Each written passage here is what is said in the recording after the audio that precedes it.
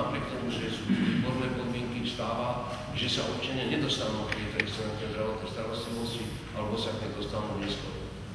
Tieto tri piliere by mohli tvoriť základ, myslím si programový základ strany. Všimte si, že z hodou okolností, to hovorím len pre poriadok, v podstate aj reprezentujú to, čo strana má v názve.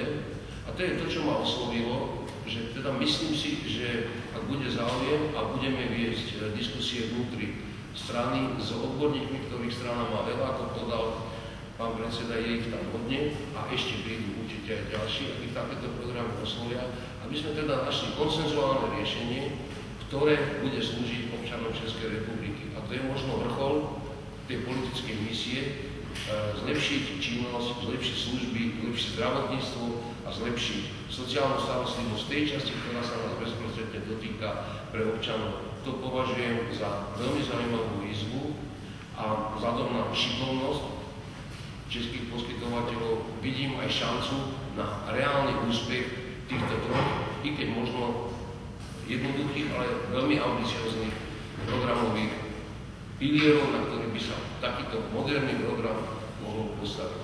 Poslednú vetu, aby som dal priestor pánovi doktorovi a aj na otázky je, znova opakujem, reformy nemajú viesť k politickým súbojom a nemajú ničiť to, čo je vynikajúce.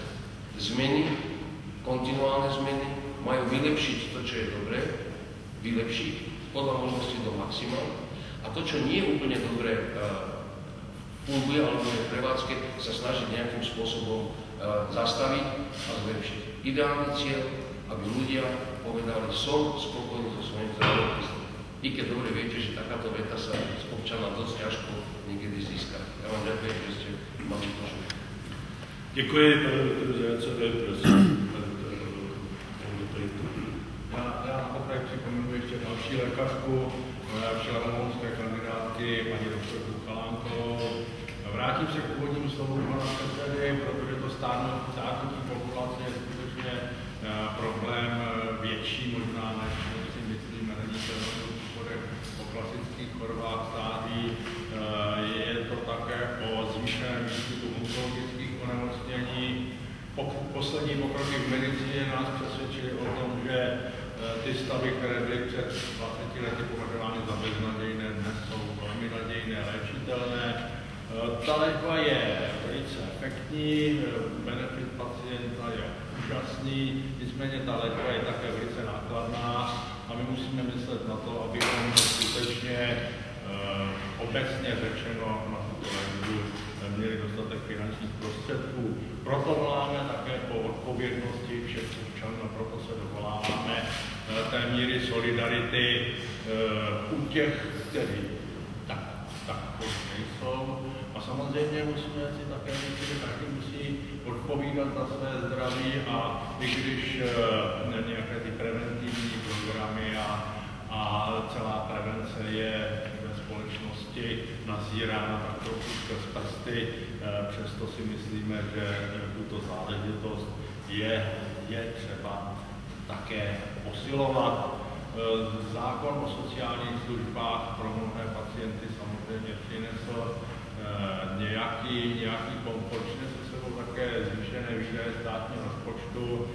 My jsme toho názoru, že ty prostředky lze v té zdravotně sociální péči v tom komplexu, že je možno vynaložit i efektivněji.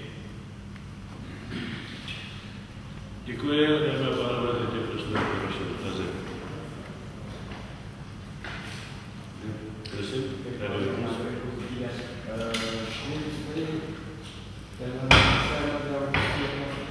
považujete, že je to dobře nakročeno, jestli tam to ještě vylepšovali, poplatky by se zachovávaly, nebo jakým způsobem řešit toto.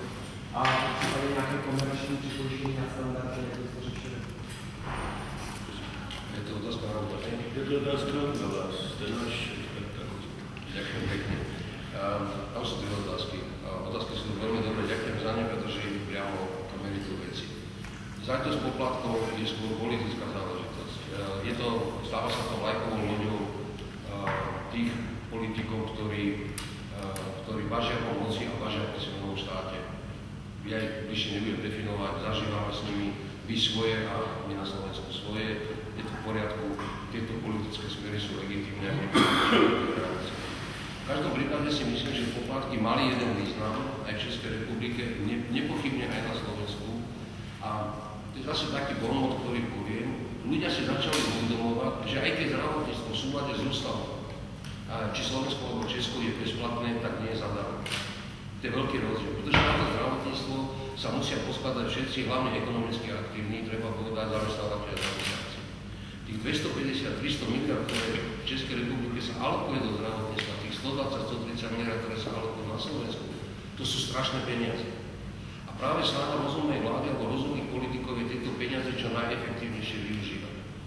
Myslím si, že strana nebude mať nejaký mentálny problém so zachovaním poplatkov, ale viem presne, aké chyby sme urobili na Slovensku s poplatkami a ako sa časť tých chýb doniesla aj do Českej republiky a viem si predstaviť, že poplatky by mohli byť efektívne. Možno pre ilustráciu je to práve v prípadoch, keď poplatkami sa ľudia mohli dostať na hranicu biedy a myslím si, že tam je práve chyba, že sociálne systémy, sociálna sieť tam nedokázala včas reagovať na túto modernizáciu. Pretože platí jednoduchá zásada. Ak človek sa niečím dostane na hranicu biedy, má ho zachytiť sociálna sieť. A možno tie poplatky by nemali vyberať lekári, možno áno, možno by mali byť príjmom lekárov, to sú technické veci. Tú tretiu otázku som pochopil, myslím tak, že áno, tvrdím, že české zdravotníctvo je neporovnateľné čo do kvality a je aj veľkou výzvou pre slovenské zdravotníctvo. S hrdosťou môžem povedať, že za posledný rok sa na Slovensku otvorili dva úplne nové kardiologické ústavy. Úplne nové budovy, úplne nové zariadenie.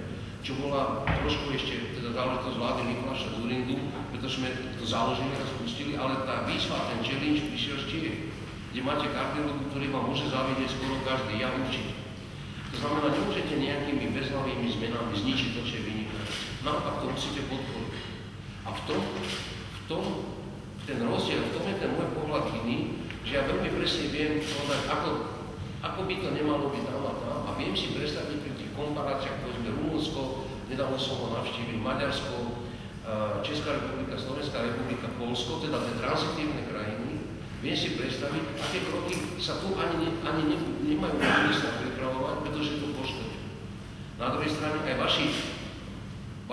vaši občania majú dosť veľké problémy napríklad s nerovnomerným, netransparentným čakaním, častokrát nelegálnym na niektoré implantologické výkony. To je zlé.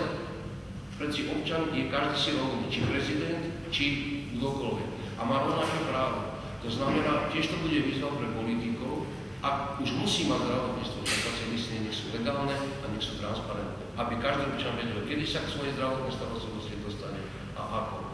Nie je to programový cieľ, pretože to je reálny život a praktický problém, ktorý treba riešiť. Ale keď taký problém nastane, rozumní politici ho riešia a vždy ho riešia prospech občanov. Dal bych jednu věc podotknout. Problém zdravotnictví budoucnosti není problém lidí s vyššími příjmy. Ty si nějakou dovolečku budou vždy moci zaplatit. A kdyby se podmínkovná změnili, což stát je schopný, a zničili tady velmi dobré české zdravotnictví, tak půjdou do zahraničí a postarají se tam. Problém je do budoucna zajistit taky zdravotnickou péči pro lidi nižší příjmu a ve starším věku. Na tom pracujeme. Tedy ty problémy, které plné síle teprve k nám přichází.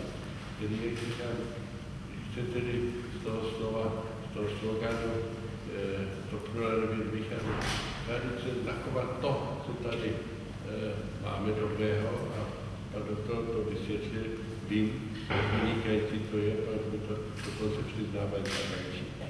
Ale máme odpovědnost pro budoucí časy a pro lidi, kteří pomalu stárnou. A to bude většina obyvatelstva. Tedy o to jde. A byť v té souvislosti asi nebudeme moci mluvit o prosperitě, aspoň dostatečné peníze pro zajištění, o to taky jde. Ještě nějaká otázka?